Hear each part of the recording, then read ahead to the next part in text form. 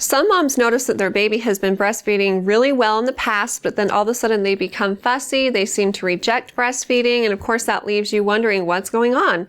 And it can be due to a lot of different things. It's a little easier to get down to the root cause when you think about when your baby is actually fussy. Is it right at the beginning of a feeding? Is it right before or after letdown? Is it at the end of a feeding session? And so different problems will happen at different times. Maybe there's too much tissue in the baby's mouth, or it's going too far back, and so that's causing them to gag. If that's the case, then just let the baby naturally latch on by gently putting the nipple, angling it up towards the top of their mouth. Once it touches the top of their mouth, that's what stimulates them to suck and latch on. If your baby is fussy after you've latched them on but before your milk lets down, maybe it's just because they're impatient and they want it to come faster. A baby usually has to suck for 30 to 60 seconds in order for the milk to let down, at the least. And some babies become what I call lazy suckers, and they just want it to come faster. And these babies will do really well with bottles, but not so well on the breast because they get instant flow with bottles.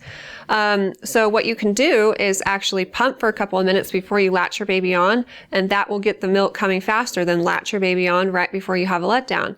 And that eliminates that period of time that they have to wait.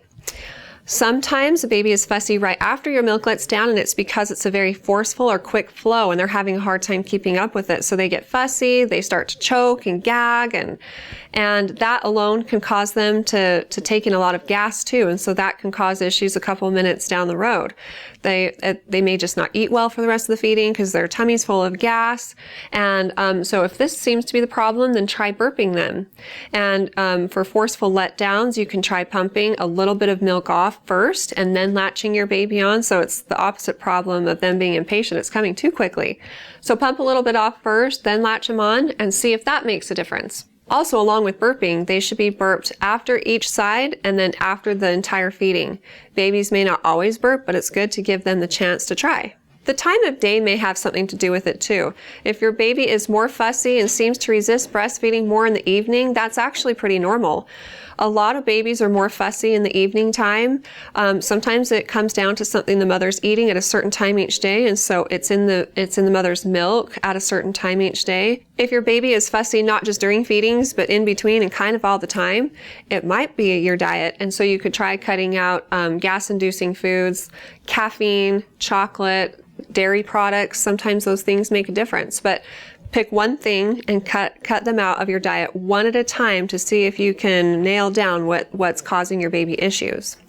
If that doesn't work, call your pediatrician and they'll be able to give you tailored advice on what you need to do. Another reason babies get fussy at the end of feedings is just simply because they're done, or they're not wanting to eat, they're just wanting to suck. And so if you take your baby off the breast and burp them and give them a pacifier, then maybe they'll be perfectly content. In other situations, babies aren't getting enough to eat, and so they're continually fussy after a feeding. And if you suspect that this is an issue, there are things you can do to build up your milk supply and see if it makes a difference. Another possibility is that your baby's going through a growth spurt and they'll just naturally be a little bit more fussy, want to eat a little bit more. And this is how your body is stimulated to make more milk over time. So in the first, 4 to 6 weeks of your baby's life, you make 2 to 3 ounces every 2 to 3 hours or so. And by the time the baby's 6 months old, you may be making as much as 6 to 8 ounces at different times of the day. And this increase happens naturally as babies experience growth spurts. Growth spurts typically happen around 7 to 10 days, 2 to 3 weeks, 4 to 6 weeks, and then 3, 6, and 9 months. So if your baby's extra fussy around these times, maybe that's the problem.